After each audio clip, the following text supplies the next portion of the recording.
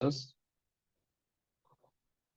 The safety expert should recommend the mitigation measures to reduce the risk level associated with each failure modes. So these are the basic definitions I have provided for your study purpose. I share this presentation after the session, so maybe you can go through it. In simple, I could able to identify very critical points here. Critical items list. So this is the items that are considered critical for reliable or safe operation of the system. So outcome of this analysis, CIL, that is also one of the important outcome of this analysis. The another important factor is risk priority. It is a multiplication of severity ranking, probability of occurrence, and detection. So basically, we call it as SOD. So lesser the SOD, the component is better, and bigger the SOD, the component, the failure mode is worse. When it comes to purpose, to evaluate the failure modes to determine if the design changes are necessary due to unacceptable reliability, safety, or operation resulting from potential functional failures. So this method is to evaluate the failure modes to determine the design changes is required or not. Basically, it is developed to determine reliability effect on failure functional modes, but it can also be used to identify mishap hazards resulting from potential functional. So in railways, basically this FMEA they use for both purpose to identify the reliability effect as well as safety effect. In the same analysis, sometimes some people do in one analysis, they will manage both reliability and safety analysis. We will see that in near future. So it can be applicable to any system or equipment at any level. Maybe you can apply this FMEA at the overall integration level or system level or subsystem level. It depends on the scope of work and the scope of analysis and the system boundary you are taking into consideration. So this is not only the only hazard analysis to identify the single point failures. You need to perform other hazard analysis along with this FMEA to identify all the hazards associated with the system. Basically, this FMEA method is conducted to identify answer to the following questions. What can fail? How it fail? How frequently will it fail? What are the effects of the failure? What is the severity and reliability consequences of the failure? So these are all the questions will be answered by the end of this FMEA analysis. There are a few standards which help you out to perform this analysis in a better way. Basically EN 60812, this is the SENELAC standard for FMEA and FMECA. Another standard is MIL standard, where you will get the failure rate for the components. Even though it is outdated, but this is one of the prime standard which is used by most of the OEMs while performing FMEA for the product development. Another important, it's not a standard, but it is actually a handbook, Hazard Analysis for System Safety by Clifton Erickson. So this is one of the good books where you will get idea of what are the different types of hazard analysis, when you should perform, how you should perform. We will get elaborate detail of each hazard analysis. And another one is the handbook, Reliability Information Analysis Center Automated Data Book, so which is EPRD, NPRD. So these are all the data book which provides the failure rates. To perform FMEA, we need to have some basic understanding about the system. It includes mission, system design, operational constraints, system functions, system boundaries, and failure modes and measure of their probability of occurrence.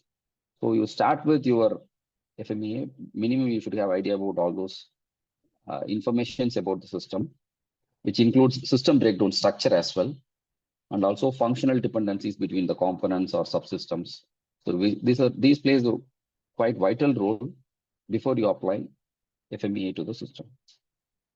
So as I mentioned in the previous slide, your design knowledge, failure mode types, failure rates from the handbook or from the real field data performances may be considered as your failure rate. So all these becomes inputs to your FMEA.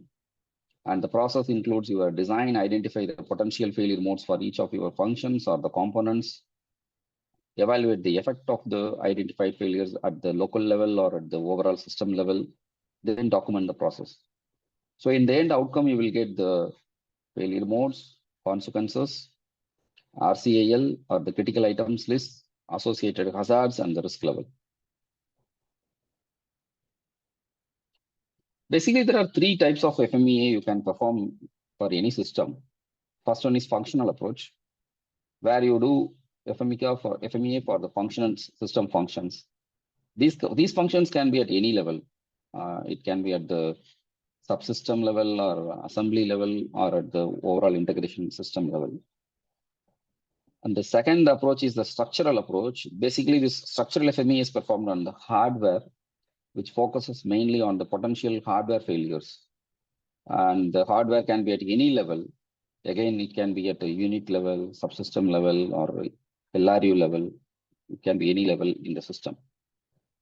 Hybrid approach means it's combination of both. Few hazards, few functions we consider, and few hardware also we consider, which is going to directly affect the system safety or the reliability. So when we consider both functions and hardware, we call it as a hybrid approach. So all these approaches up to the analyst decisions and their expert judgment, which method or which approach should be most suitable for your system. You can decide and you can move forward. So here we are going to basically look after functional FMEA. So as I said, it is performed only on functions, considering only the system functions. This approach focuses on ways in which functional objectives of the system go unsatisfied or erroneous. It can be also used to your software functions, not only system functions. You can also be used for software functions, but probably in the rail systems, when it comes to project level, normally this approach is applied only for the system level functions, because most of the software functions, they have already taken care at the product level. And this functional approach is performed when the system is being defined by the functions that are to be accomplished. So these functions can be taken from your system design document, or even you can take them from the customer specifications. And from that, you have to identify the interrelationship dependencies between the components to perform each functions, and your system breakdown structure from the supplier should be taken as input. Then you can go forward with the analysis. Basically, functional overview means you have a system and you have a number of functions and you have a second level functions at the subsystem level. So this hierarchy will be applicable when you perform FMEA at each level. Suppose when you perform FMEA at the subsystem level, you will consider only functions at 2A, 2B level. Whereas when you perform FMEA at the system level, then you have to consider the functions at function 1, 2. So it depends basically on the level of hierarchy you are working in the particular project. So these are all the standard failure modes applicable for functions. It includes functions fails to perform, performs incorrectly, performs prematurely, provides incorrect or misleading information, or function does not fail safe. So these are all some common failure modes applicable to functions according to the standards. However, you can add any other additional failure modes which you feel which is mandatory to be considered for the particular functions. The next one is the FMEA template. So before getting into the analysis, we need a worksheet, and this worksheet should be defined properly, and it should get cross acceptance from your client or your employer. They also should accept your worksheet.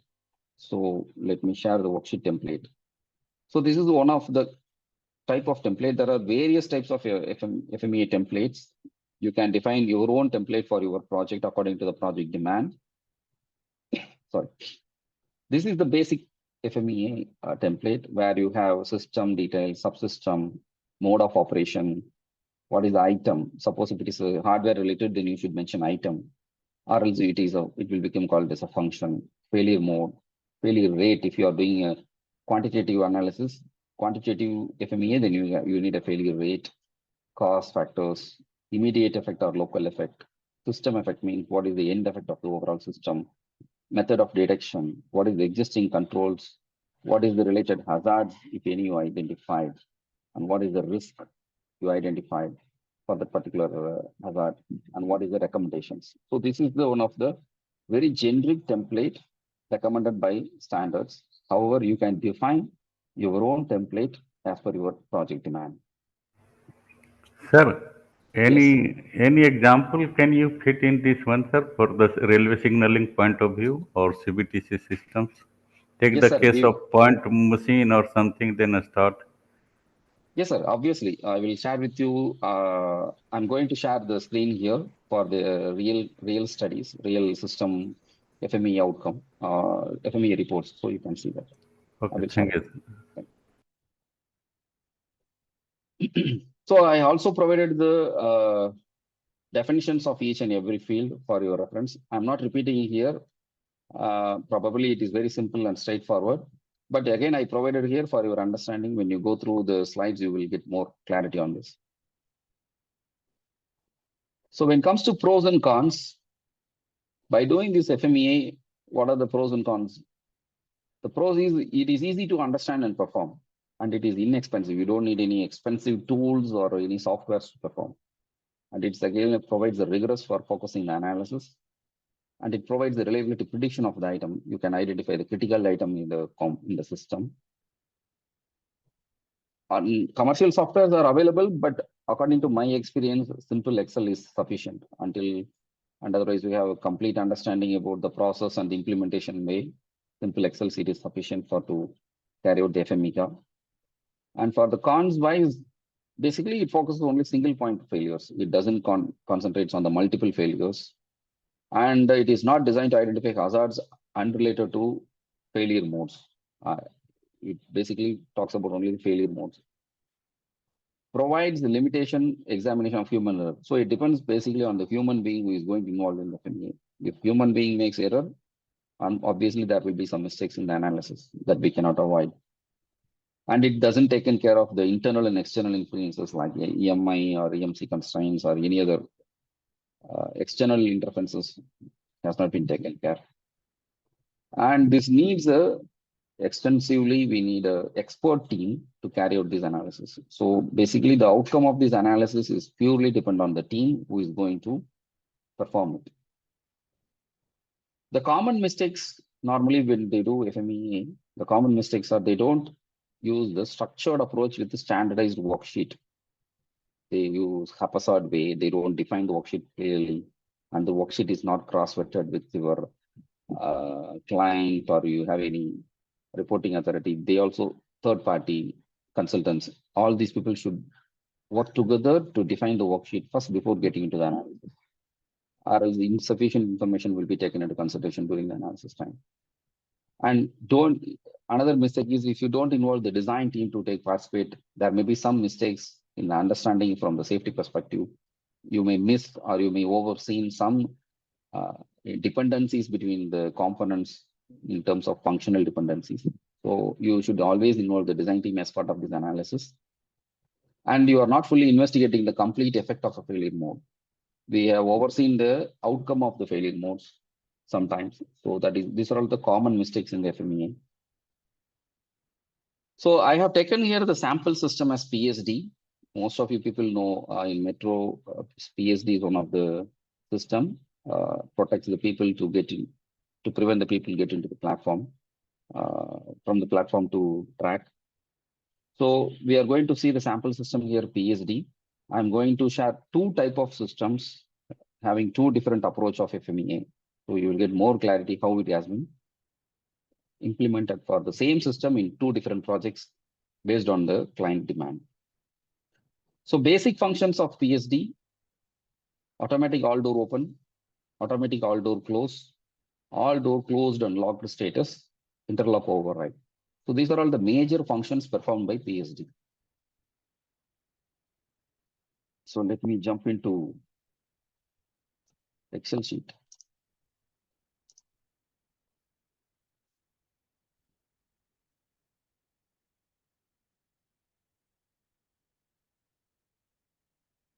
Can you see my screen? Excel. Somebody can confirm. You can see my screen. Yes, sir. Yes, sir. Okay, so this is FMEA. Actually, this is basically FMEA analysis. We have performed FMEA, and later criticality analysis also has been performed for it in a quantitative way. So this ID can be unique. It should be unique and subsystem in this particular project. For PSD, there are subsystems like AOU and TCU and MOU, PSL. So these are all the subsystems of PSD. And this is the LRU. This is the LRU at the AOE level. So all these LRU details should be provided by supplier. Failure rate also should be provided by supplier. And we have considered the functions performed by this particular LRU. So these are all the functions. So basically, here we have taken from the system, subsystem, and for functions performed by each subsystem. So we have considered this function is defined by the supplier, or this is own we need to define? This function should be defined by supplier if you do for the system level. Where suppose if you do FMEA at the integration level or at the overall rail system level, this function should be confirmed with your client. Or you should take the functions from the standards like IEC 61508 or any of the standards for the automated urban transportation system. They have a separate standard. So you should consider those standards where you will get the list of functions. Okay. Sir, what LRU means? Line replaceable unit. That is the least component which can be replaced at the site with minimum maintenance. Okay. So when it comes to functions, they have considered the failure, automatic all door open. The failure mode is automatic function fails to perform. The function fails to perform. The cause is the failure of that particular module. Local effect, PSD doors are not open. End effect, passengers cannot onboard or deboard after the train arrives in station. And failure detection method, there are some indications, alarms provided in the system. So these are all the how you find the failures in the system. That is the description of this in this column. When it comes to next detailed analysis, this severity level, that is where the expert opinion comes into picture. So you can have the ranking from 1 to 10 or 1 to 5, whatever way you want to define, you can define it. So this number should be agreed across the table when you conduct this analysis with all experts putting together, and they should provide this. They should agree with these numbers, and finally they will make RPN. And can we have some better example for the RPN, how to calculate? Or we can just have some slide where we can find out how to define the severity and the occurrence and the detection, then we can calculate the RPN. Actually speaking, that's what, if you rank from 1 to 10, and 10 is the most. Do you have any slide? It's more clear in the slide if it's there, because then we can. Okay. Let me check one second. If I have any chart, I can see it.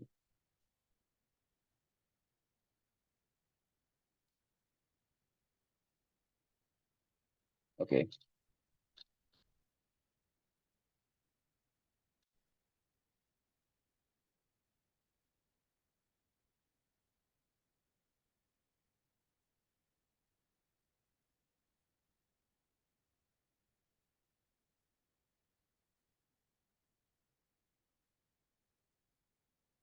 So if you take,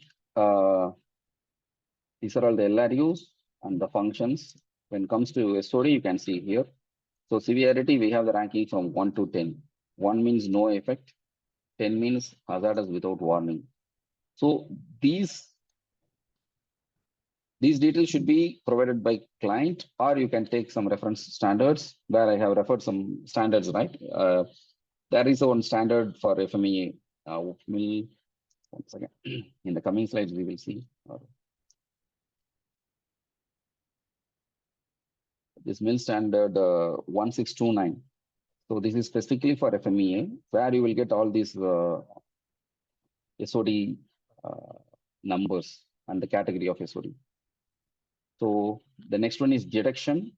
Again, you have a ranking from 1 to 10, and occurrence again you have a ranking for 1 to 10. Okay, so 1 means very remote, unlikely, and very high means 1 in 2. So this is the ranking ranking methods for SOD, and failure mode ratio.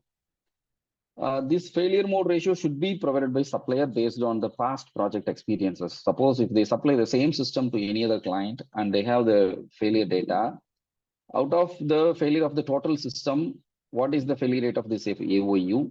And again in that AOU, what is the failure rate of each card? Because I can show you here LRU, many AOU has many LRUs, okay? So how many times, suppose the failure rate is 1 for AOE or 0.5, total system you consider 1, and for AOE you have 0.5.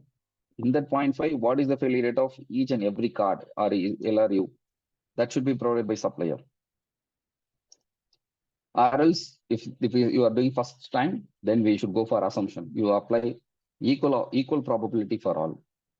That's why we have mentioned here equal probability in this project. And failure probability, loss probability, if you have an actual loss, you should consider 1, and no effect means you should consider 0. So these are all the What is details failure mode behind. ratio in the last slide you shown? Failure mode ratio means in the system, the total failure mode is 1. Okay, total failure rate of the system should be considered 1. Out of that 1, what is the percentage of failure of the particular LRU or the particular functions? So you have 10 functions. Each function performs equally means then you should consider 0.1. Whereas few functions performs only 5%. Rest of another function failure probability maybe 20%. So in that case, you will have different failure modes for each functions or components. It can be considered by taking into consideration of your previous project failure data. So that will help you out to figure out this value. This failure ratio should be provided by your supplier.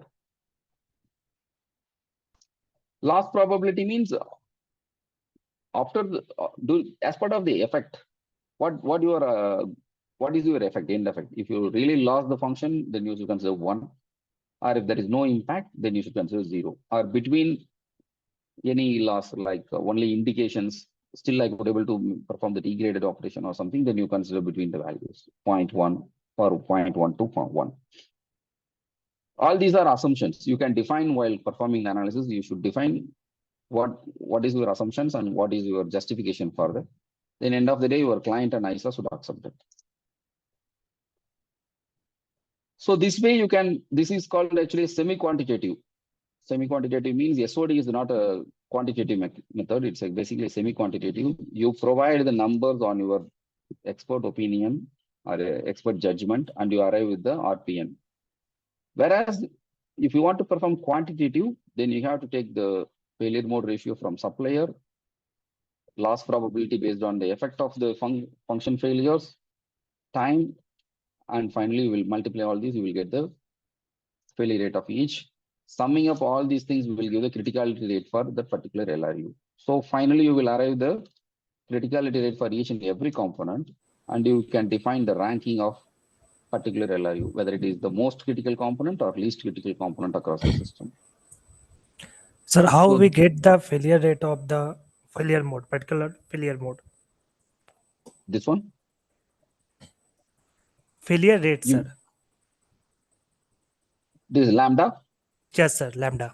Lambda should be provided by your supplier. They should have all these failure rate as part of their product development. Or else, sometimes supplier provide this failure rate from your from their past performance. Either way they can give. They can give either failure rate from the product development time. They use the handbooks, mill handbooks, or any other component data books, taken the references, and they can calculate this failure rate based on the theoretical value. It considers only the number of components. Otherwise, sometimes they get this failure rate based on the previous past failure data from the other projects. But you have to define this in your analysis. What is the failure rate, and from where you achieve this failure rate? If it is new development, first time development. Obviously, you have to go for a mill standard, Okay. mill But or sir, NPRD or yes. if we are doing functional FMECA, for Hmm. functional failure, how we define? Because failure rate for For parts and functional, component. that's what functional failure modes cannot be quantitative. It can be qualitative or semi-quantitative. Semi-quantitative means again this RPD, RPN method. RPM. Okay. So sometimes the RPN may be high, so you have to reduce the RPN. So you have to provide some mitigation measures, some design changes you should propose, or some safety barriers you recommend in as part of your mitigation. Then accordingly your risk can be reduced. So this way you can reduce your risk associated with the particular function failures. Sir, for particular function, what parts it's contributing to fail that particular function?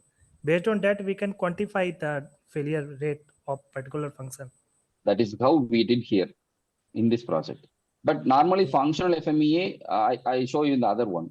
They don't take into consideration of particular hardware, but they will consider only functions, and they will identify the severity of the impact of the failures, again with some assumptions. I will show the next project, how it has been done.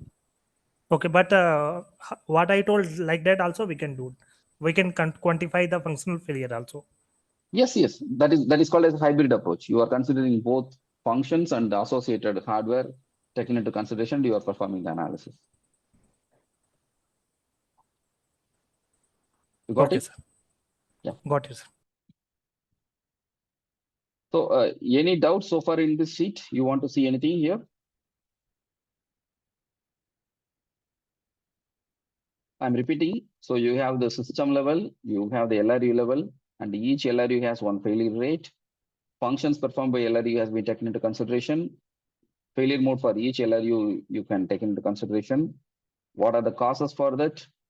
What is the local effect? Suppose if you consider this AOU, there is one called DAM. If it fails, then there may be multiple local effects.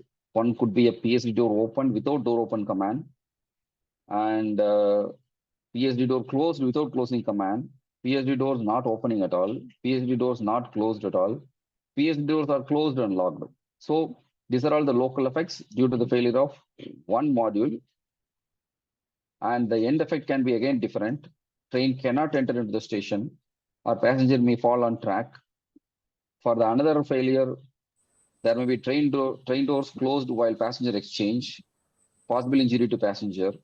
When PSD doors are not open, passenger cannot onboard or deboard. When PSD doors are not closed, train cannot departing from station with PSD door open. And when PSD doors are closed and locked, train cannot depart from the station. So these are all the different types of local effects and end effects and detection mechanisms. Detection mechanisms means nothing. How friendly the detection mechanism is with system. That this plays a very crucial role in defining this detection mechanism. When it is easy to identify, when easy to detect, it can be 1. When it is highly risky to identify or identify the failures, then it can be high. Sir, for each failure mode, we have taken the same failure data. Item failure rate, what lambda? Because this lambda is not for the particular functions. This lambda is for the particular LRU. Okay, so for each function, we have taken the same data. But this failure modes may be different. Suppose if we consider here five failure modes, okay, for 5 failure modes. If I know from the supplier, out of these 5, this may be 10 percentile, this may be 30 percentile, this may be 5 percentile, means then I will apply 0.1, 0.3, 0.5, something like that. But if supplier doesn't know this, how many are there here? 5. So then we will equally proportionate 1 by 5, so 0.2. We apply 0.2 here. And this loss probability will be the outcome of your end effect. If you really lost, yes. So criticality number in this case totally depend on the failure mode ratio, because failure rate is same, but your failure mode ratio and your loss probability matters. Yes, because sometimes you don't lose anything. The service remains continue, but there may be some indication won't come, some display won't function, right? So those cases we don't consider the loss probability is 1. We will consider 0.1. So that time you will get a reduced criticality rate. So finally, for all these 5 failure modes, we identified the criticality rate. We sum it up and we will get the final criticality rate for that particular LRU. You got it.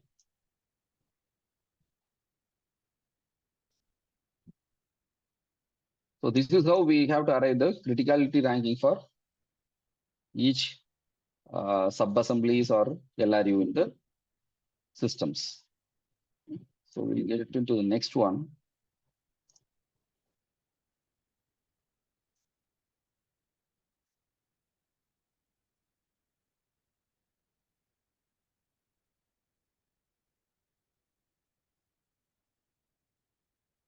Can you see my screen?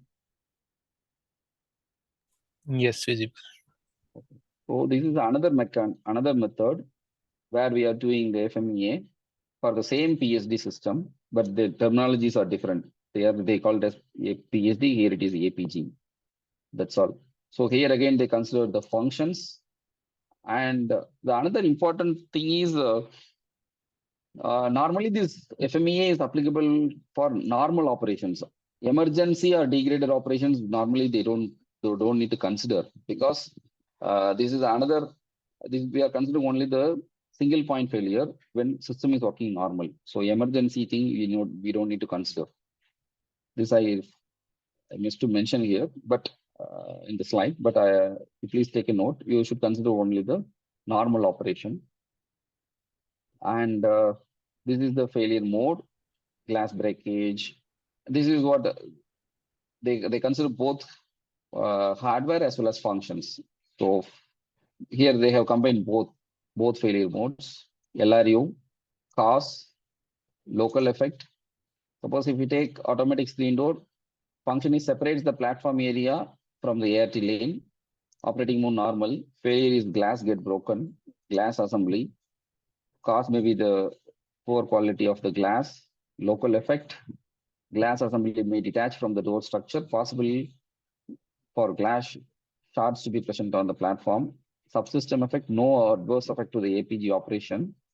And total system effect is passengers may be exposed to sharp edges on the station platform. Worst case, passengers may gain unauthorized access to ART lane. So finally, the severity is S2. S2 means here they might have explained here.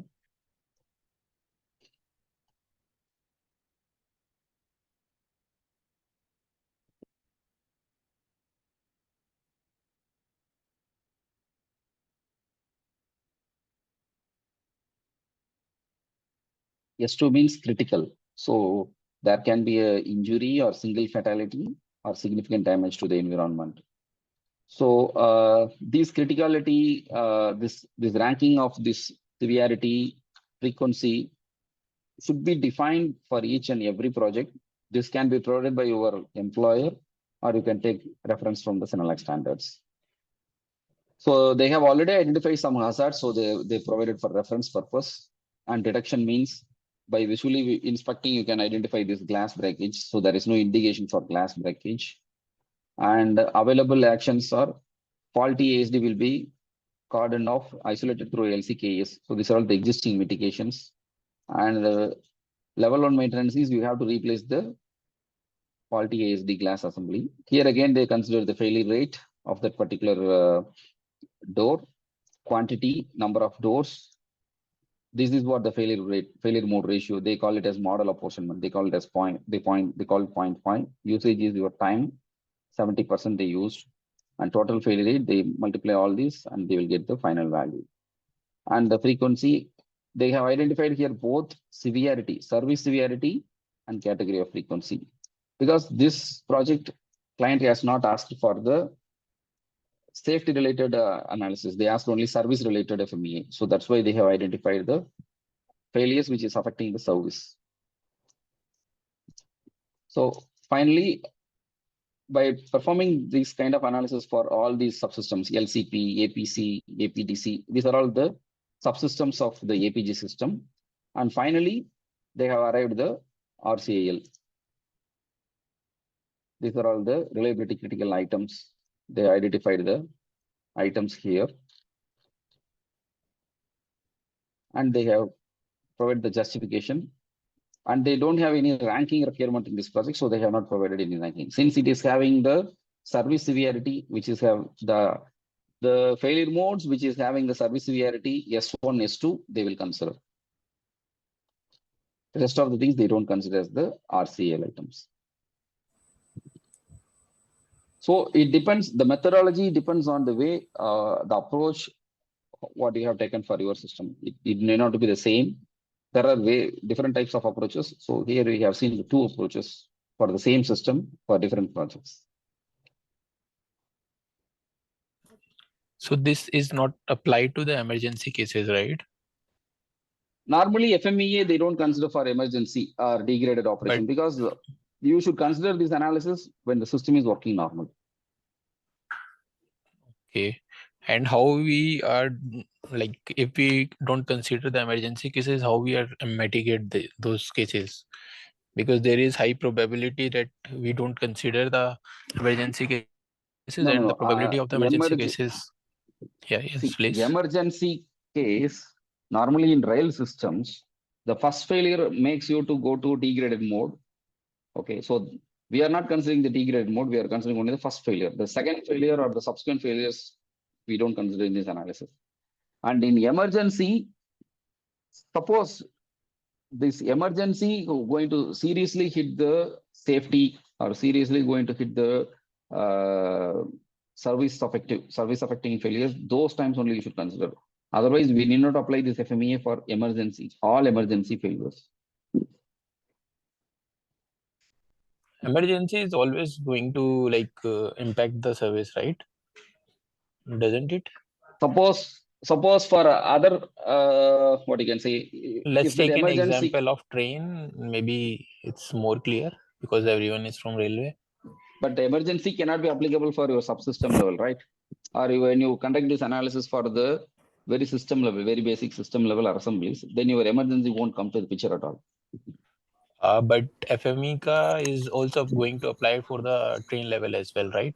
Yeah, so that's what I think here emergency means, I think he got the different meaning. That's why the emergency words are not applicable, because the standard claims emergency combines all the different scenarios, comes together and fail or disaster mix. That's why this emergency does not appear in the system level, I think so. Yeah, you are right. So emergency will come into the picture when you apply this analysis at the integrated system level, because there is no train operation related to system level function. So that is integration level function. So it depends on the type of hierarchy of the analysis where you are applying. You should consider the modes. But normally you should consider only this when system is working normal. You don't need to consider in the degraded mode of operation, because already some fault occurs and system went to degraded mode. So you don't need to apply again the same method to in degraded mode.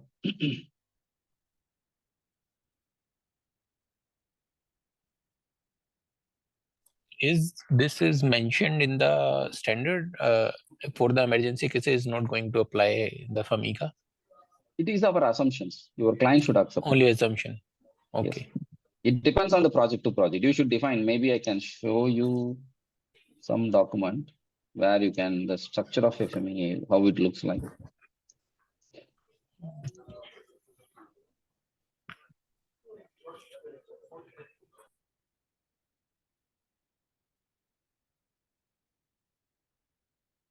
So normally this is the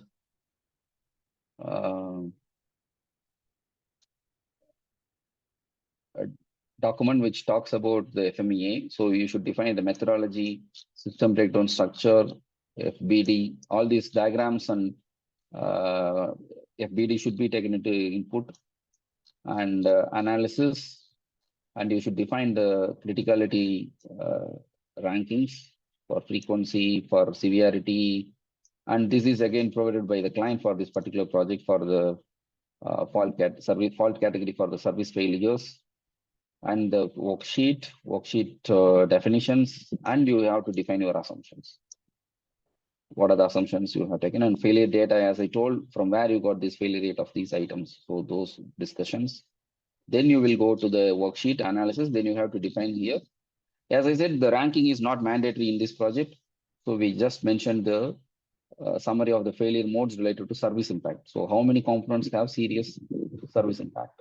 So there is no significant, there are some major and minor service impact for the failures. So this is what this client is expecting.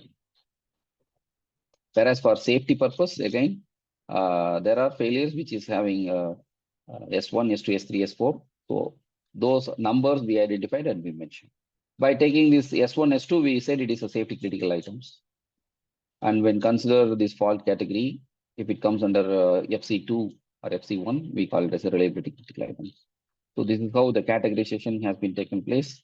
And they have mentioned here FC1, FC2 events will be considered for RCAL.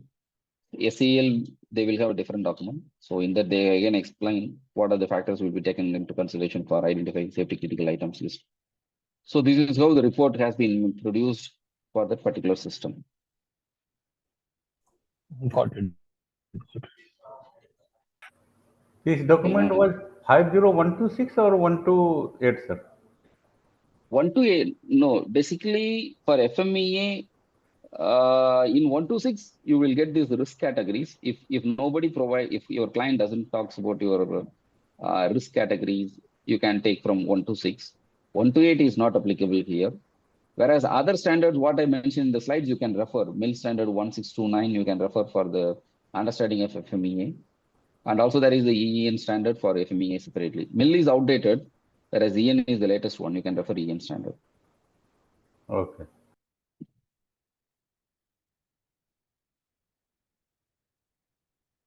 Okay.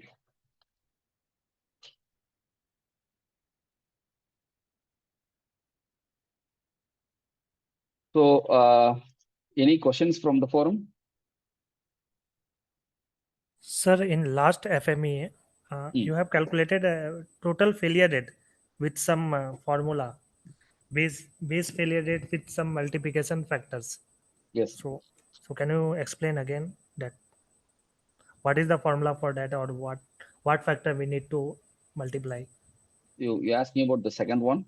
Yeah, second one, sir. Yeah, this one, sir. So this is the failure rate provided by the supplier. And this is the quantity going to supply for that particular project. So there are 36 doors has been supplied. So they have considered the quantity here. This model apportionment is nothing but your failure mode ratio. This is again there. Supplier confirmed the 0.5 is the value. And the usage factor, they have calculated 17 hours they are going to use out of 24 hours. And they made the percentile for that. So they have mentioned 70%. And finally, they multiply all these values and you will get the final total failure rate. So total failure rate, nothing but criticality number. Yes. Okay. That's what. Here the methodology, they have not considered loss probability here because they claim this is not actually a criticality ranking. This is actually a total failure rate. You understood? This is not the criticality rate. Criticality rate means you have to use your beta, lambda, alpha, beta, and time. These are all the four factors you should consider as per standard. These are all the four factors you should consider to calculate criticality. Whereas it is not criticality, this is total failure rate. Okay, But sir. in this project, client doesn't bother about criticality analysis. They want FMEA should be performed quantitatively. So they have performed quantitatively to identify the failure rate based on the number of items, failure rate, and the usage factor. In this case, only we are excluding beta, but the other factor alpha and time we are Yes. considering. Yes. Okay, sir. This is as per the new standard EN 60128, I believe.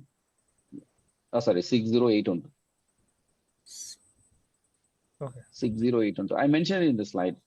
This Okay. standard is the latest one, live standard for FMEA and FMECA from Senalac.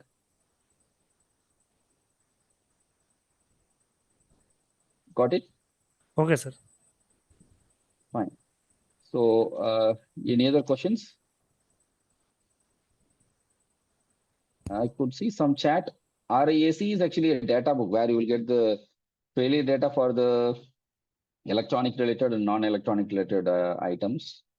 Sample, I made the copy. I cannot share the document, but I made some copy of these sheets into the slides for your reference. So, any other questions? Sir, FME, at what stage of product life cycle we should do? Basically, it should be performed during the detailed design stage. Can you repeat, sir? Detailed design stage. When you take the metro, you have a preliminary design, detailed design, manufacturing, right? So basically, FMEA is normally performed during the detailed design stage, where you have the complete idea. And again, it depends on the type of FMEA. You want to perform functional FMEA at the overall level, you can do it in the architecture design level itself, because you know the functions of the system at the architecture level. And you consider all the subsystems as black box. If you want to go for detailed analysis at the subsystem level or component level, then you need obviously the component design should be completed, dependencies between the components should be completed.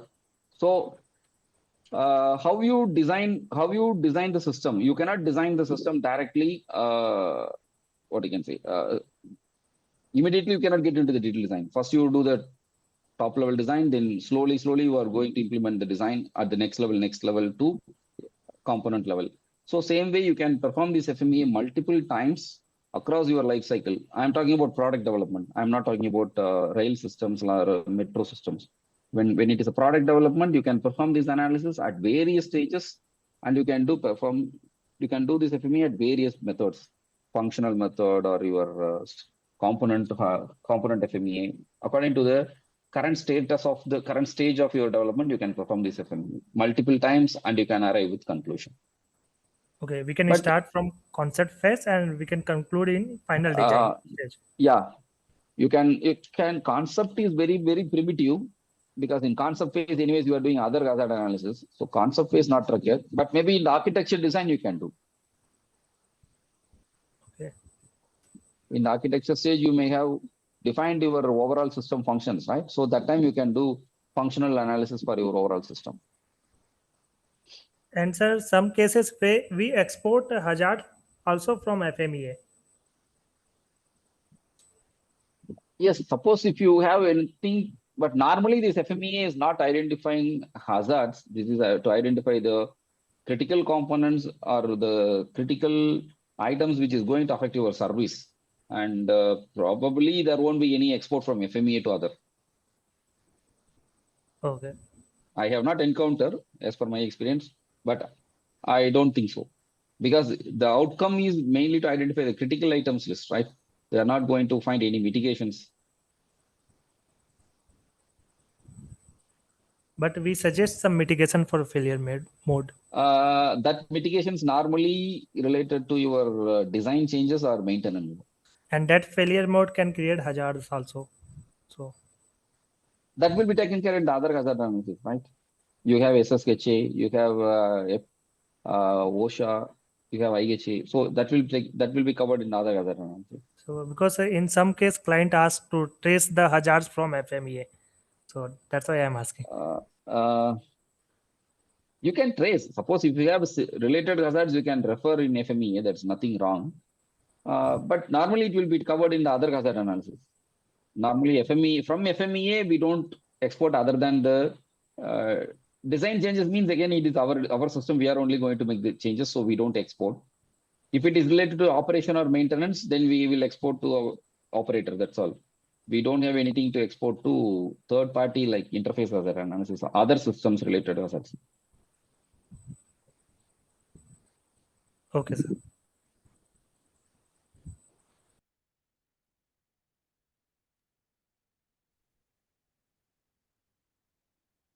So if no further questions, maybe we can close the session. Any questions in the forum? Please ask Hello. to discuss something more. Sorry, sir. I couldn't get you. No, I'm asking the attendees Okay. if they want to ask some questions.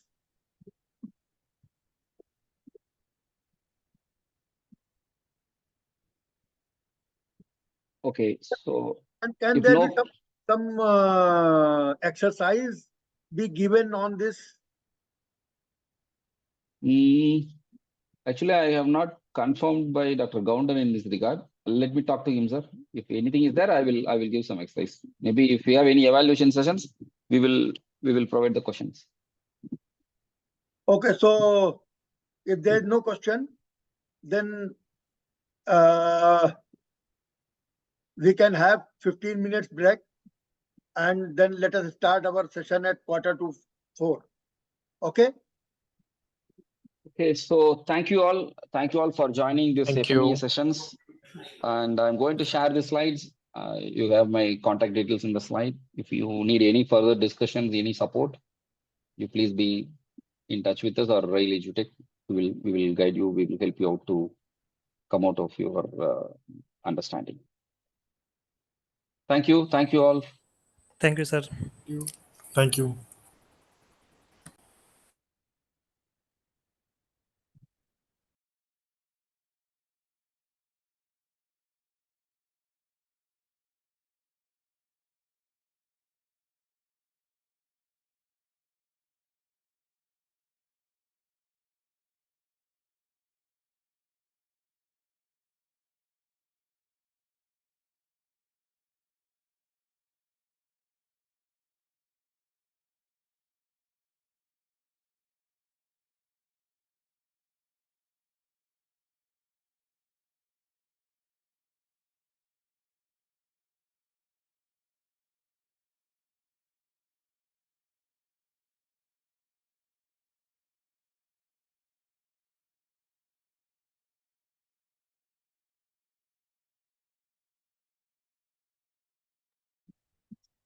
So, gentlemen, next session will be taken by Raja Gondan sir, and he will be joining at 3:45. So you can have 15 minutes break and then please join at 3:45.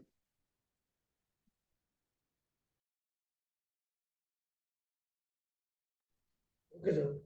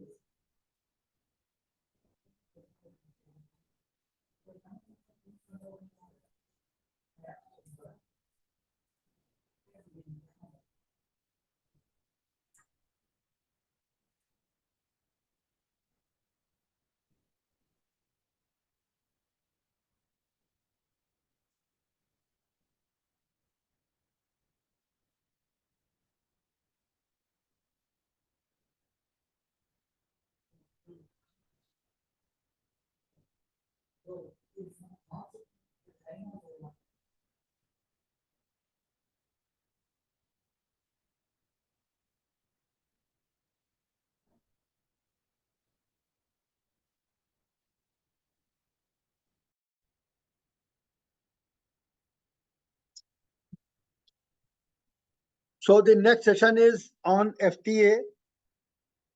Yesterday, Dr. Raja Gondan has taken 2 sessions, and this third session is also being taken by Shri Raja Gondan. Gondan sir, you are welcome. Kindly unmute yourself and you can start your slide, sir.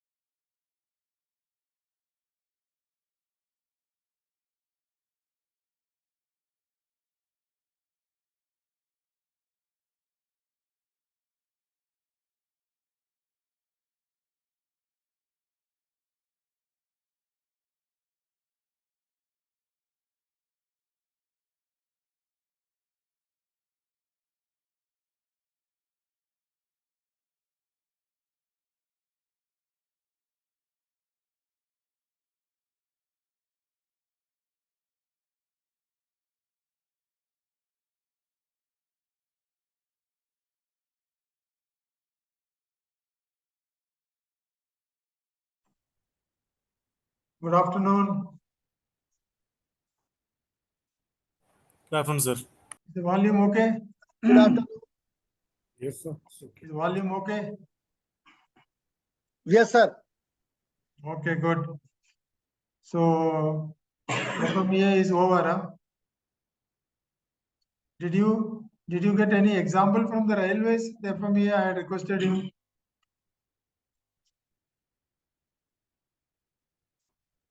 Was there any example from the railways in FMEA study? Yes, sir. Regarding PSD, he has shown the FMEA.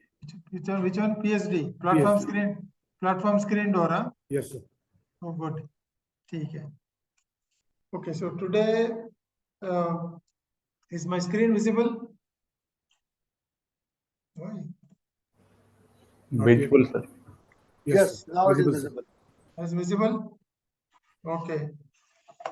So you saw in the previous session the FMEA, which is an inductive study. That means you go from the bottom to top. Bottom top, take one component, one subsystem failure. There are many types of FMEA, they must have told you. So where you do is the bottom may, in the basic level, you see what modes of failure can occur and what is the impact of that failure on the top. This is basically a qualitative study. It is a basic method in the hazard analysis. What all hazards can happen, which hazards are dangerous, which hazards are only affect the service, which hazards can cause an accident. So to study that, we do this bottom-up analysis with a process called FMEA. So he has also covered the risk priority number and all. risk priority number RPN. Yes, sir, covered. Okay. So once you find out the hazards which are causing problems on the top, so then you find out, now you have got 10 of them. So what, you can't be attending all the 10. All the 10 may not be equally important. Some may be worse, some may be bad, some may be okay, not so bad. So you categorize them using RPN and do it. Now what we are going to see is the fault tree method. So one of the I won't say drawback, one of the limitations is that in FMEA is only one event, one failure at a time. One failure at a time, what will happen to the, how does it manifest on the top? So in the fault tree, combination of failures also can be studied. This is one advantage of fault tree. Here it is top down. You take a top event, like say derailment of a train. This is a top event. So then you go down, you start deducing what are the methods, what can go wrong to cause this derailment. Driver passing signal at danger can cause a derailment. Overspeeding can cause a derailment. Track defect can cause a derailment. Coach defect can cause a derailment. So like this, you keep on deducing what all can happen. Go to the base event. You derive all the base events. Sometimes there has to be a combination of events. For example, driver passing a danger doesn't mean it will cause a derailment.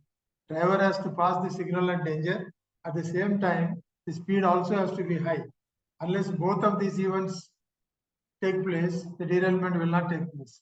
So FTA permits me to study what combination of events will lead to a top event. So we start from a top event, then we start reducing to the bottom event.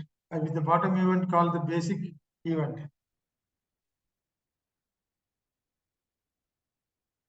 So when we travel from the top event to the basic event, we go through set of gates.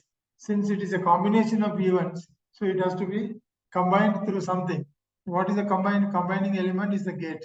Normally we use an AND gate, OR gate, NOR gate. This kind of gates are there. Many gates are there. Basically AND and OR gate today we will focus on that because we are not going to have a. This itself is a 3-day or 5-day course. So we cannot do all the gates and everything. So we will do only AND and OR gate. So the combination of events are built up through the basic event. You build through a graph of event of gates. You reach the top. So we know then we study that. Now these are logic gates, as I said, AND and OR gates. The advantage is you can study the combination. Unlike FMEA, you can't study combination. Now FTA can be used as qualitative or quantitative. FMEA is qualitative only. FTA can be either qualitative or quantitative.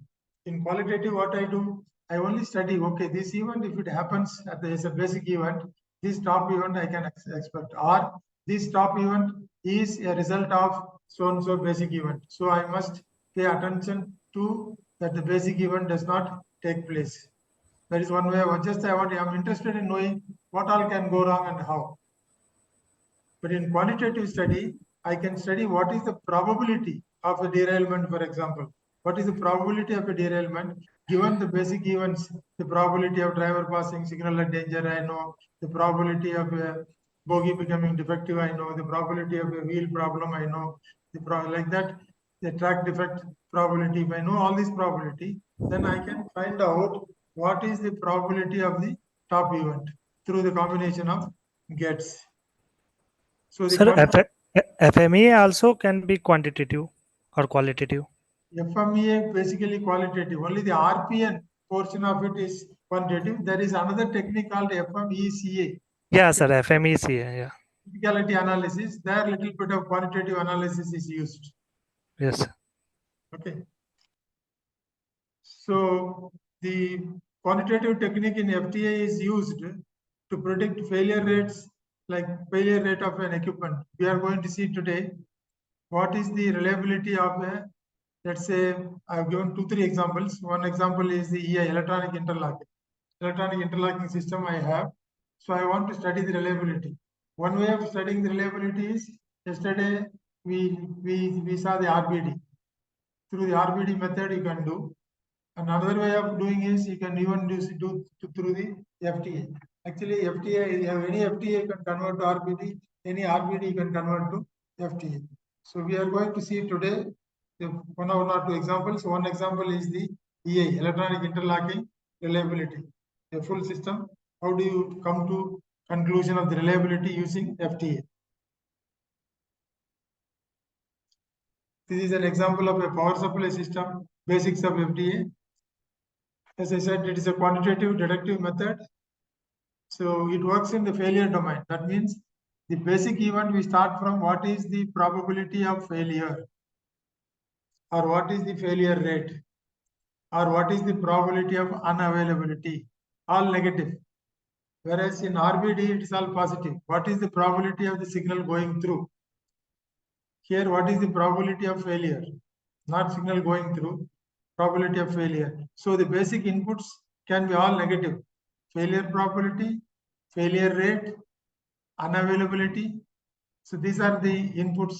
So if you get the reliability input, you have to convert into unavailability.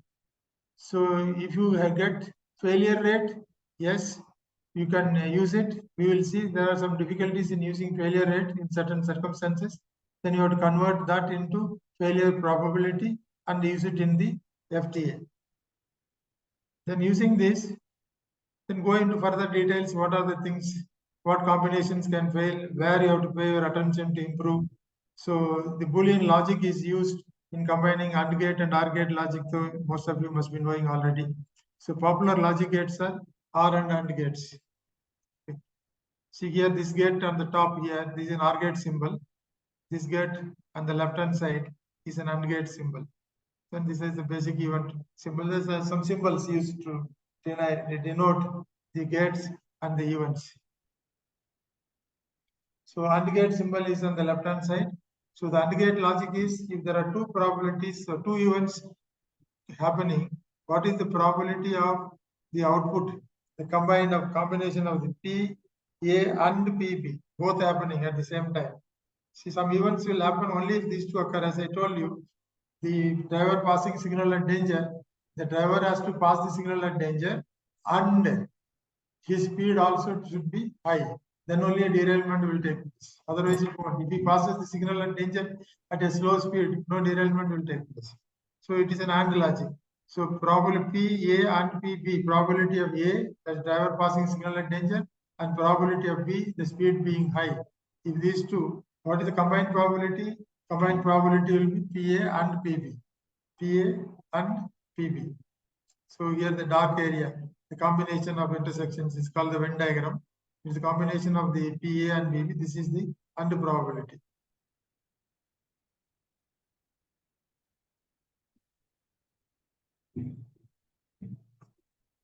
So we have got is an OR gate here on the right hand side.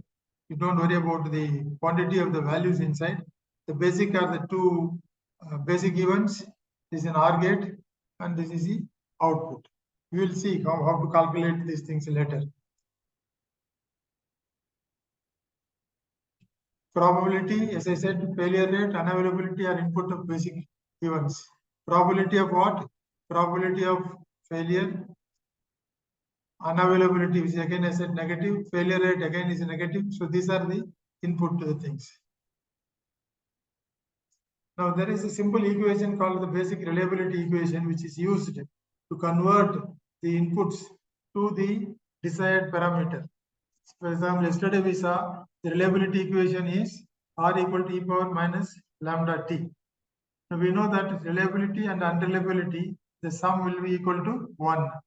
So unreliability, since FTA talks about unreliability, so not reliability. So Q equal to 1 minus R equal to 1 minus e power minus lambda t. So when you approximate this, when lambda t is very, very small, if you expand e power minus lambda t into the series expansion, then you will get and leave the smaller terms, you will get Q equal to lambda t. So if I know the failure rate and if I know the time duration which I want to use the mission time, 1 month, 1 week, 1 day, then I can find out what is the unreliability rate which I can use. So even if I know the reliability of the basic event, I can find out the unreliability using this equation. Or if I know the failure rate of the basic event equipment, what is the failure rate in failures per hour, then I can convert into unreliability Q by using this equation. This is a very important technique or equation which is used in FTA. So we will see now what are the inputs at the basic event. One input is a probability or unavailability or failure rate. Probability of what? Probability of failure or the probability of the event taking place or not taking place. Now inputs as probabilities. OR gate, the output will be, the two inputs are there with the probability A and probability B. So the output will be PA plus PB in the OR gate. In the AND gate, it is PA into PB. The probability is always less than 1. So the probabilities, the output will be PA plus PB. AND gate, it will be PA into PB. Now sometimes the input can be as unavailability. For example, in the power supply systems, sometimes you may have to study what is the reliability of a power supply at the particular bus bar. Reliability. So what you do, or the availability at the bus bar they will ask. So I study the unavailability using FTA, and once unavailability is known, 1 minus unavailability will be the availability. So I can use unavailability also as input. In the case of OR gate, the unavailability will be mu A, or the unavailability UA plus UB. The output will be UA into UEB. So this will be the AND gate. Now, the very important thing in this is, Sir, probability is the probability of success or failure? failure. Okay.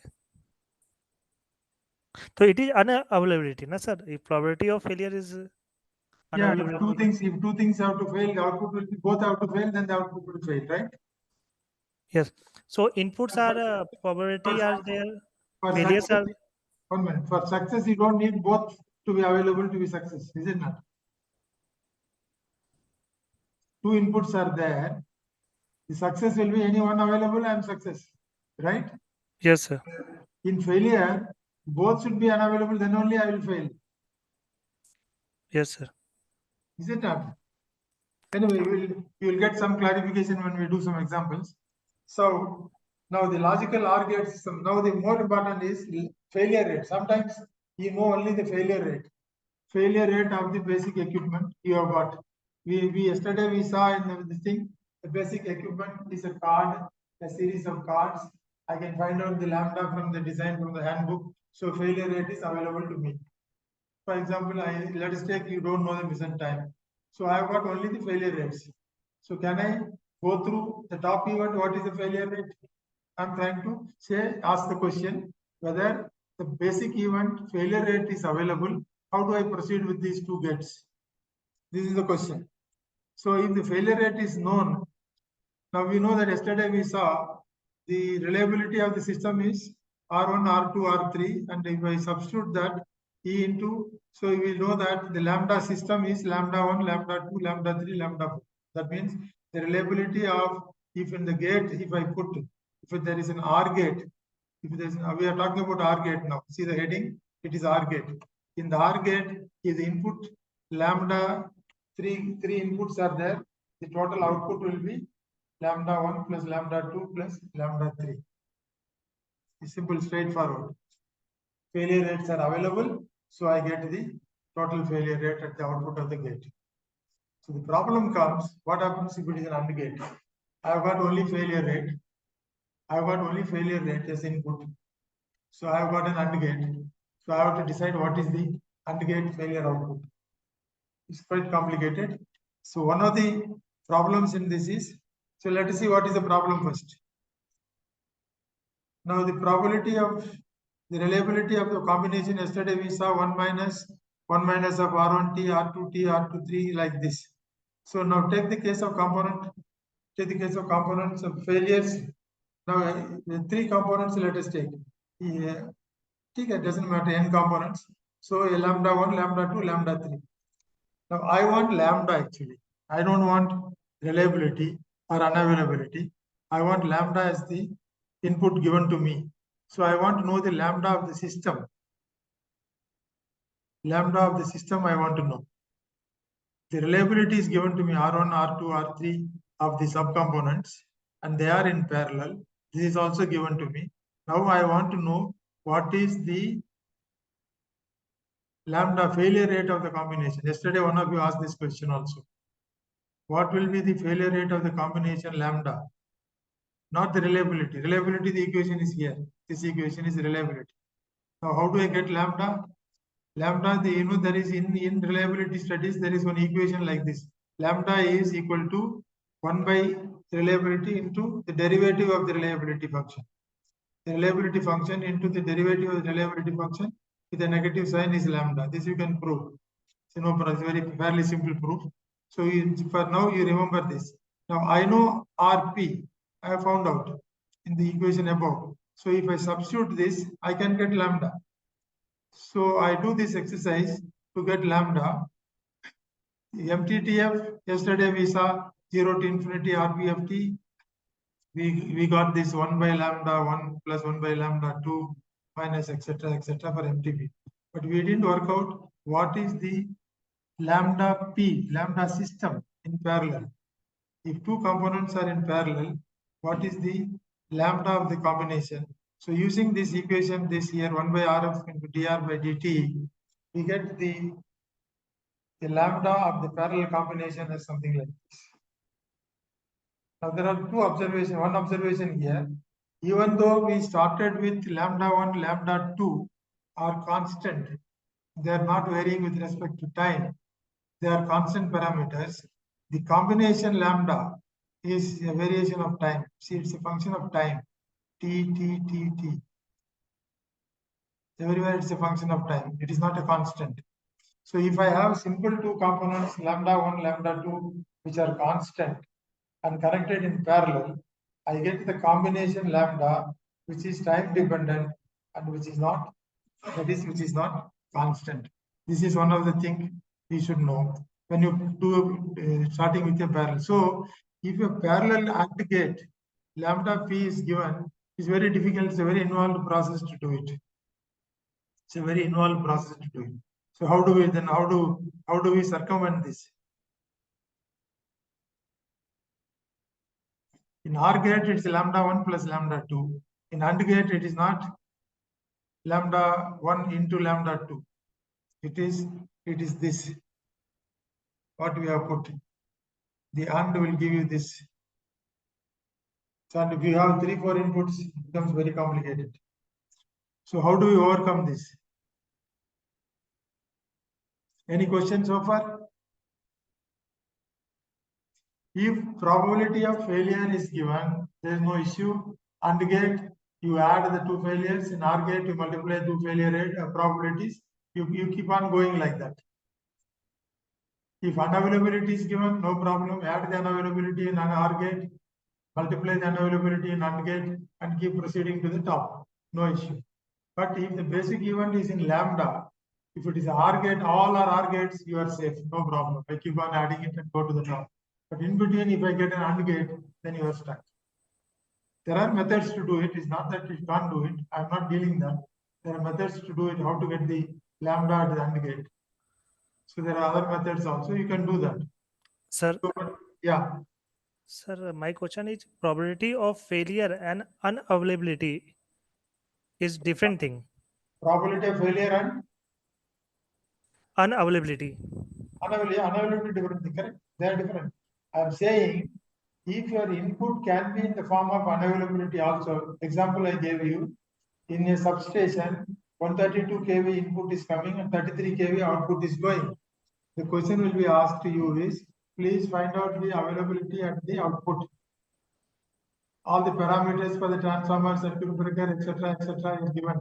The availability of the transformer is given, availability of the circuit breakers are given, bus bar is given, everything is given to you. You have to prove what is the availability at the output. So what do I do? I calculate the unavailability of each of these equipment. Yes, sir. Yes, sir. Then I connect through I produce an FTA diagram. I get the unavailability at the top. Okay. Once I And get sir, the probability. unavailability is also a probability. Availability is a probability. Unavailability is also probability. 1 minus availability is unavailability. Okay, sir. Probability of failure is nothing but unreliability, we can say. Probability of failure, yes. Yep, Not- it is unreliability. Not failure rate. There are two things. One is failure rate, which is lambda, right? Yes, sir. Probability of failure, not failure rate, is unreliability. Probability of success, that is reliability. Yes, sir. Probability of failure is unreliability. Okay, sir. Got it. So the question is, if I am given only lambda on the input side, how you do it? It's a little tricky problem. If it is only OR gate combinations of you are fortunately your system is all ending with OR gates, no problem. You can proceed. But if there is an AND gate, you are stuck with the problem. So it's a little complicated. It's not just stuck with the problem. It's a little complicated. So similarly, availability as input, you work on unavailability. I told you FTA is on the negative domain. So if you get the availability, then you start with unavailability at the bottom and reach the unavailability on the top. Then once unavailability on the top is obtained, then 1 minus unavailability is the availability on the top. This is standard method used in some of the electric power supply units. Many of the consultants will work on availability because the specification for power supply is traction substation, availability is 99.95%. The RSA receiving substation availability is so much. So you have to prove after design that yes, this availability. So one method of doing is RBT, other method of doing is through FTA. Now for example, this passenger train derailment. What are the conditions? OR gate here. This is symbol of OR gate. If you see the curve, the little curvature at the bottom point, this is the symbol of OR gate. So derailment due to rolling stock falls, derailment due to track fault, derailment due to running into an obstruction, derailment due to overspeed.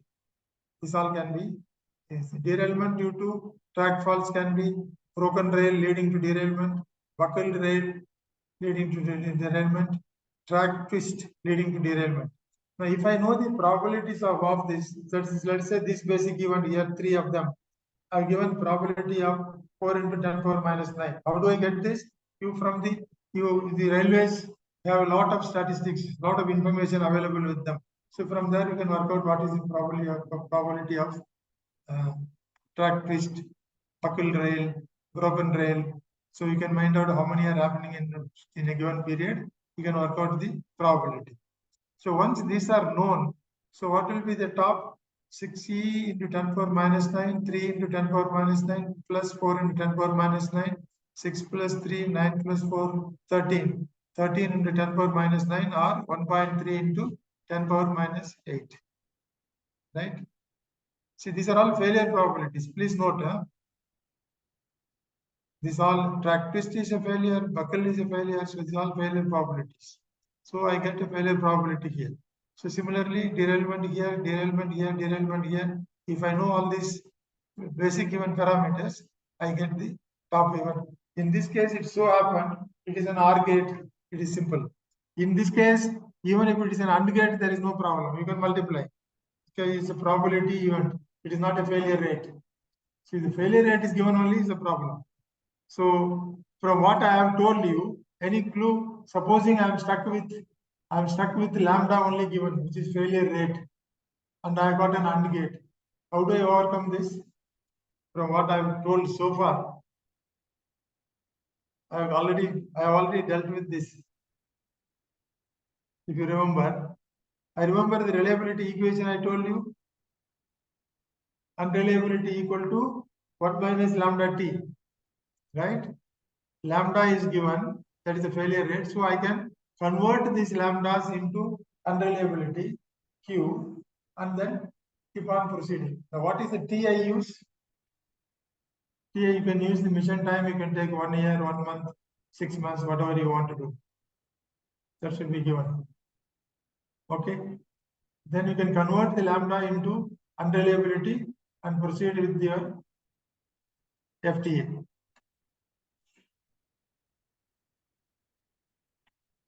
So another example again, it so happened it is all OR gates. Basic events, Q is the unreliability here, Q. Q is the unreliability here. So you can add, you can keep adding here on the right hand side, there are two events, add these two, will be this OR gate.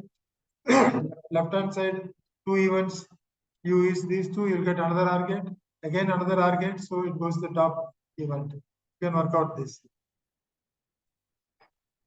Now another example is a Pani Dedam. Government.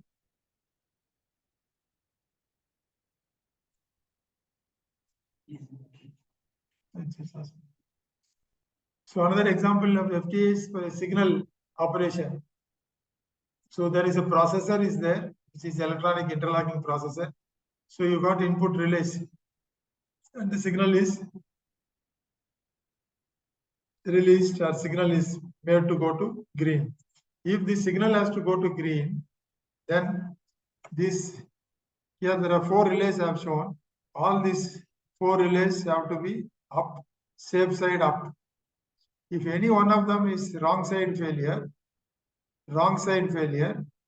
any one of them wrong side failure will cause the output relay to pick up and the signal will go to green, even though the condition is not satisfied. So there is this is an OR gate. Any wrong side failure, any other 3 can be right, 1 can be wrong side failure, but it is wrongly picked up, then it can cause a collision or it can cause a dangerous situation. So this is an OR gate example. This is what I have shown. The gate will be like this. It is an OR gate, signal drive, wrong side failure of relay 1, relay 2, relay 3, relay 4, relay 5. Any one is a wrong side failure. See, okay, everything again works out to a negative thing. So each one is, let us say, 10 power 9 minus 9 probability. We say in signaling, we use wrong side failure probability should be better than 10 power minus 9 failures per hour per function. So if we use, so now I have got 5 of them, 5 into 10 power minus 9. So still I am in the range of 10 power minus 8, 10 power. But supposing there are 20 relays in the circuit and any of the relays wrong side failure can lead to a dangerous situation, then you may, in this combination, you may lead to, it may not be SIL 4 anymore, it may be to SIL 3 also. So these kind of checks one has to do after doing the FTA, whether I am still within the SIL 4 thing or not. So FTA will be useful to see what is the probability of corrupted signal drive if something goes wrong in the circuit. This is basically based on relay circuit. And similar thing you can do in software also. Now let us take another example of ETCS onboard system. You got an onboard computer here. You got the DMI. DMI is for the driver machine interface. This is the ballast transmission equipment. This is antenna. This is the ballast on the track side. So this is the basic elements on this. So how does the FTA for this will look like?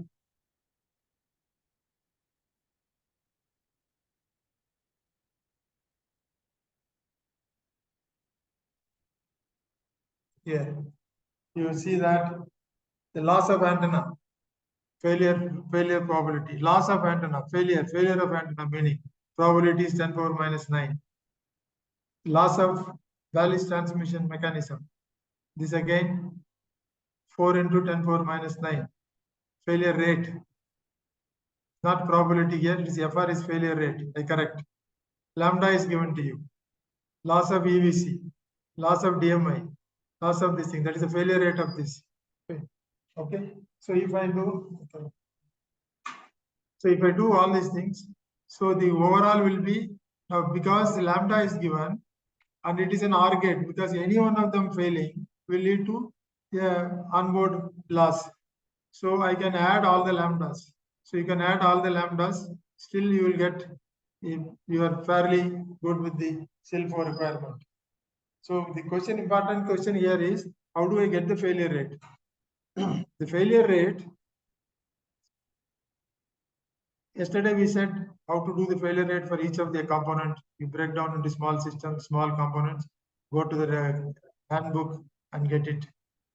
Or if the company has a lot of equipment working already in the field, then if the data will be there, you can find the failure rate. That is also possible. That will be more reliable data. So once the failure rates are given either by field data or by prediction method, then you can predict the performance of the onboard system. Is not visible. I'm sorry. है ना sir, ये wrong side failure चाहिए ना sir, simple में जो define कर रहा है. Yeah. Sir, in last slide, this failure rate is a wrong side failure rate only. Which Because this the last slide, this onboard loss calculation, That's FR. that's what I'm saying. This depends on what you want to do on the top event. If the top event is a failure on the wrong side, then this would be a failure on the wrong side. If you are only looking for a loss of performance on the top, okay, just the loss of performance. That is, let us say the DMI goes blank. There's no danger. It is not going to cause a collision, right? Right. So it depends on what is that you define as your target. Then depending on that, you have to get the failure rate. If the failure rate, it's good you raised this question. See, in the failure rate lambda, there are 4 types of lambdas. Okay, what failure? That is safe side failure, safe side detected, safe side undetected. There are 2 safe side failures. Then it's unsafe side failures. This is danger side failures. Lambda danger detected, lambda danger undetected. So from the card, you can work out each component. You work out the failure mode, the resistance you take in the circuit. The resistance can fail in what mode? Open circuit, short circuit. Then what is the impact on the output? Whether it will cause a safe side failure or unsafe side failure. Then again, in the unsafe side failure, whether it will cause a detectable unsafe side failure or undetectable unsafe side failure. So when you do the basic failure rate analysis and for the safety, you have to split the lambda into 4 categories. It's a very involved process. It's not as simple as it looks. One card will take perhaps days together to do the analysis of how many modes failure will cause an unsafe side lambda. So lambda S detected, lambda S D, lambda S undetected, that is lambda safe undetected. That is a safe side failure, but you cannot detect it. No harm, it is safe. Then lambda D detected, lambda DD. Then lambda D undetected, lambda dangerous undetected. So out of all these things, lambda dangerous undetected is the thing, right? Sir, to Yeah. calculate the unreliability, we need a failure rate and time also, sir. So do we Yes. feed time also, mission time, That's what I the said. FTA? Lambda T. Once you get lambda, then you get to quantity. I said unreliability is 1 minus lambda T, right? Or Yes, equal to lambda T. So reliability or unreliability both are always bound with your time. You unreliability. T is normally in a days or hour or how it is defined, sir, T? See, if you want to say, let's say you are working on No, availability for a month, then you put 30 days. If you want you mean, you mean days, you mean in a days? they are hours, no, not normally because failure rate will be in hour. Lambda will be in hour, so T has to be also in hour. Okay, okay. So it should be in hour as per general, sir. Lambda is failures per hour. If you take, then T has to be in hour. If lambda is failure per day, then T has to be in day. But normally lambda is failures per hour only it is given. Yesterday we saw FMPH failures per million hours. Or fit failures per 10 power 9 hours. In this loss of BTM, sir, why you have referred FR is equal to 4 into 10 to the power minus, and why does this 4 is written, sir? I'm just taking a case if the failure rate, which is going to be dangerous also, even if you take every one of them into 10 power minus 9, 4 into 10 power minus 9, still I am fulfilling my still condition of 10 power minus 9 to 10 power minus 8. Now, if, for example, the EV2, FR instead of 4 into 10 power minus 9, let's say it is some 10 into 10 power minus 9. So 10 power minus 8. Then I will go the overall failures on the wrong side will be outside 10 power minus 8 range. That means the SIL 4 requirement will not be there. Just to demonstrate that, I have taken these figures. So Sir, if failure rate in terms of 10 to power minus 10, then it will be SIL 4? This is what is the specification. They said any wrong side failure should be equal to or better than 10 power minus 9. Okay. Okay. So even if you Or is basically wrong side failure, not the total failure. even if you produce in this case wrong side failure. Even if you produce an equipment 10 power minus 9, and if so happens there are 5 of them, possible failing, then you may go outside the SIL range. That's what this gate is showing now. Okay, sir. So you have to be, so when you do an FTA, you will come to now immediately the alarm will ring to you. Look, I've already gone on the wrong side, so I have to look at the basic event now, which is the culprit here. The culprit is EV2, which is 4 into 10 power minus 9, so I will have to improve that. So recently there was an accident, sir, in the UK side that trains collided with another train due to point is wrong side turn while the train was running. Point moved, you mean? Yeah, point moved in other side. The point on the train on the point, if it moves, definitely it will cause a danger. No, so that type of failure is normally because of software or hardware, sir. Because routes were made and the train was running on the track, and then there was a video on LinkedIn, sir. Hardly 1 week before it was, not more. Failure can be hardware or software. It's not that software is always good. Software also can fail. And software also I can mean- fail on the wrong side. I mean particularly that type of accident, sir, which took place 1 week before in the UK. So that means point has operated, the command has gone without anybody intervening. Otherwise, how will it operate? Yeah, that was the only question, sir. How it happens when the train was already on the. So with my limited knowledge of interlocking, when a train is on the point, there is a thing called point lock or track lock is there. The track circuit will not allow the motor to operate. I don't know. There's something wrong. Yeah. Ideal condition is what you say, sir. But how it happens was really. That means the command has not to operate. That means the track circuit also has failed to detect. So I don't know. Anyway, I'm not aware, but it can happen. Fine can operate. Fine can operate. Sir, my question is software fail? Is software Fail. Yeah, software will fail. Yes, why not? Sir, like if I design the software and I tested all the condition, it fulfills all the condition with testing, and I launched with. That is the assumption you are making. You cannot test software for all conditions. That is the biggest problem of software.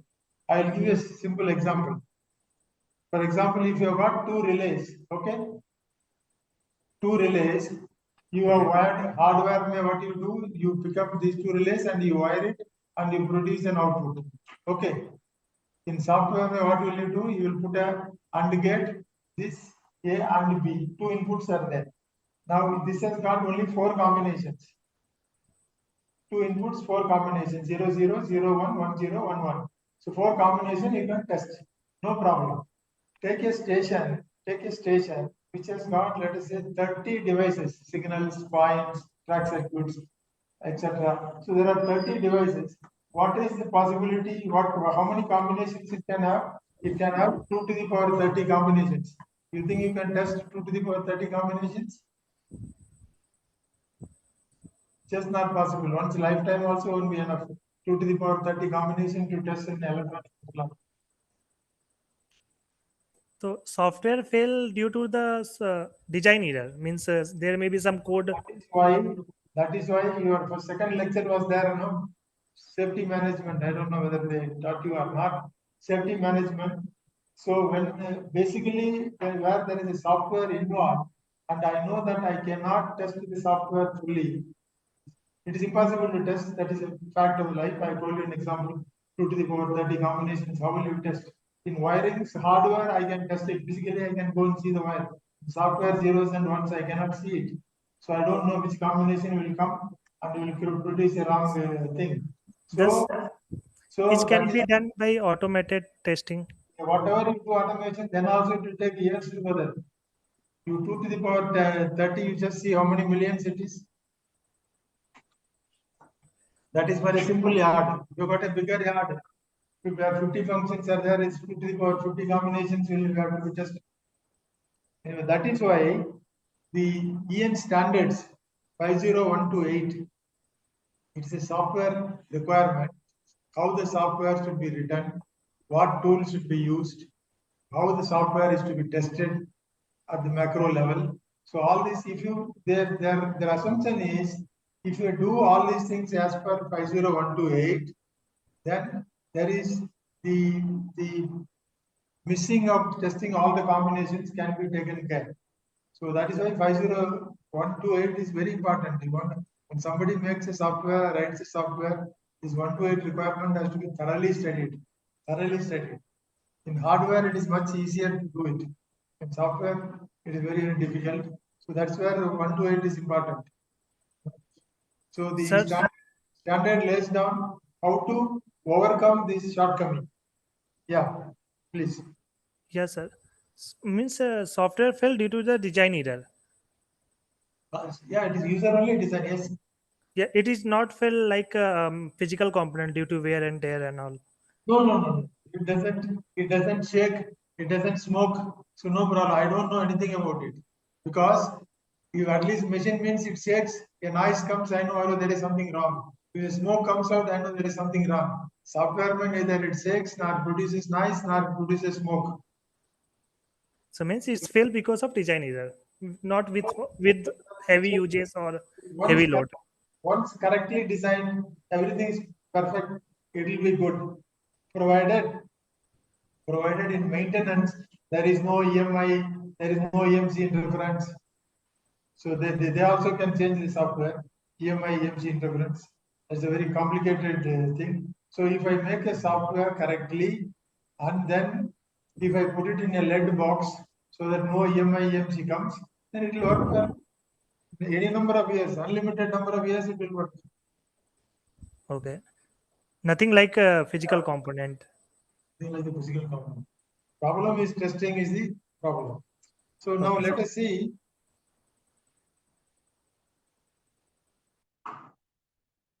One more example of electronic interlocking reliability. I want to establish by FTA the reliability of an electronic interlocking system. Now the electronic interlocking system has got the control and operation system. That is a panel, what you do it. Then the central interlocking system. Then there is an object controller which is distributed all along the yard, which takes input from the track circuits, controls points and takes inputs, control signals. This is the architecture for any of the electronic interlocking systems. Okay. It has got both hardware and software. Now I am only looking at Now in this example, I have taken only the hardware failure. The hardware can fail, the software can fail, the communication medium can fail. So those two I have not seen, but you can analyze the same way the other three. So any of these three failing will lead to a failure on the top. Now I am not talking about the unsafe side failure. I'm talking about a failure. It just fails, it refuses to work. That's all. It doesn't cause an unsafe failure. So that is the reliability we are studying. What is the probability of working for a given period without fail? Now, if you look at it, the hardware system failure can fail due to data link unit failure, due to power supply failure, due to processing hardware system, the processor failure, or due to the object controller failure. If any one of them failing, still it will result in a failure. So I have taken the basic events as H1, H2, H3, H4, H for hardware. Okay. Then H3, in fact, the processing hardware, processor hardware, peripheral processor, main processor, and the diagnostic processor. The three processors. So any one of them failing, again it lead to a processor failure. So that has got H5, H6, H7. Now PPM, the peripheral process failure, is there are two PPM units are there, H8, H9 below, here, sorry. This is PPM failure, there is an AND gate here. There is an AND gate here. And then the PPM 1 failure, PPM both of them fails, then it will PPM failure will occur here. So like that we keep on building the hardware failures up to the bottom event. So once the tree structure is made, then the analysis is fairly simple. Hardware failure is equal to, in the top if you see it's an OR gate, H1 plus H2, H3, H4, failure of H4, failure of H3, H2. So H1 equal to H2, H3, H4, H3 equal to H5, H6, H7. What is H3? H3 is this. This again is an OR gate. Then we got three items. H6, H5, H6, and H7. H3, H5, H6, H7. Similarly, if you come to H6, it is H8 and H9.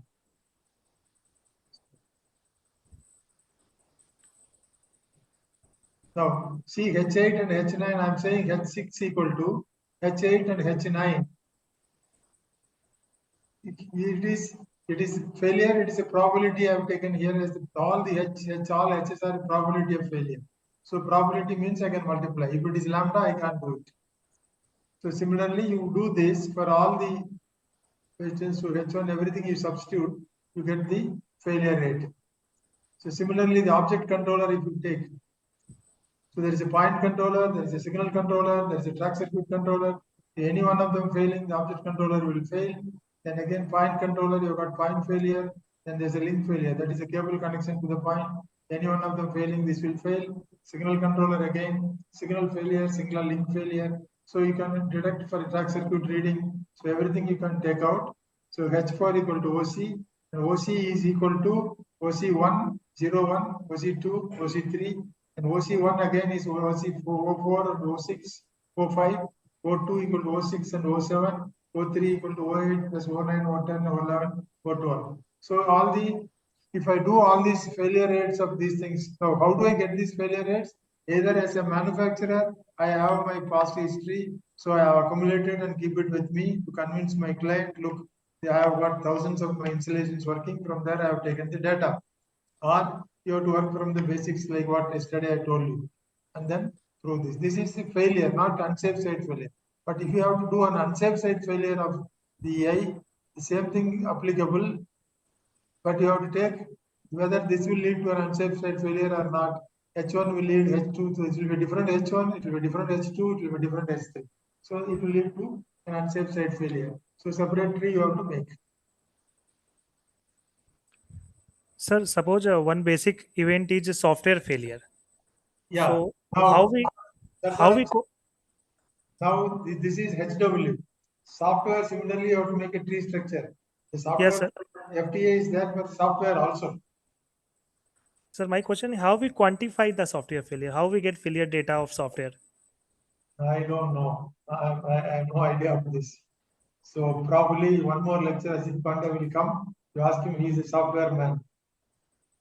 Okay, Software- because hardware part we can get from standards. You ask him, it's a good question. You please ask him because his specialization is software reliability. Okay, sir. So two questions you have to ask him. Yesterday somebody asked what happens to this IC when I load it, it fails in a different mode for different softwares when it is loaded. So that is one question you ask him. Second question also this you ask him. Okay, sir. Both I will ask. Yeah, I think this is my last example. Now, if you want the results to be more accurate, these are Boolean algebra way of talking and solving. For completeness, for my own purpose, I have kept it. But this is now you don't worry about for your first level course. This much equation is enough. Okay. Now this completes the example of this. Now yesterday somebody asked the parallel combination. How do I get the lambda? Is it not? Yeah. There is one item, then there are two items in parallel, and it is a series parallel combination. What happens to that, right? Yes, sir. How do I get my lambda? Is the question, right? Lambda and MTTR both. Yeah, I think whatever it is. So tomorrow we will first solve a problem wrongly, then we will see what is the mistake in that. Okay? Tomorrow. Okay, sir. Tomorrow. Yeah. Tomorrow I've got, I think, first lecture RAM analysis is mine, 2:30 to 4. So we will do this example of the sum. Tomorrow is only example solving problems. So we'll solve the problem. So we'll solve it in the normal way, but there will be some mistakes. And I'll find out what is the mistake. And then we'll come to a problem of how to overcome this mistake. Okay? Many of the, anyway, tomorrow I will talk about. Today ke liye, I have finished. I started at 15 minutes before. I'm closing it 15 minutes before. Mr. Ajay Singh? Yes, sir. So this PPT will come to you. Okay. If anybody want to ask any question, you can ask. Another 15 minutes, I'll send you the PPT. You can send it to them so they can use it. Okay. Sure, sir. Sure, sir. Sure. So tomorrow my session is 2:30 to 4. Okay.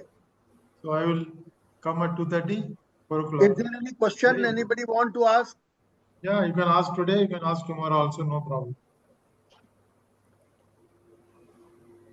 In case there is no question, then we can finish it for the day. Yeah, we'll close it. If there is a question, of course, I will take. Okay. All right, sir. Thank you so much. Thank you so much. Right. Thank you. Thank you, sir. Thank you. Stop share. Thank you, sir. Stop share.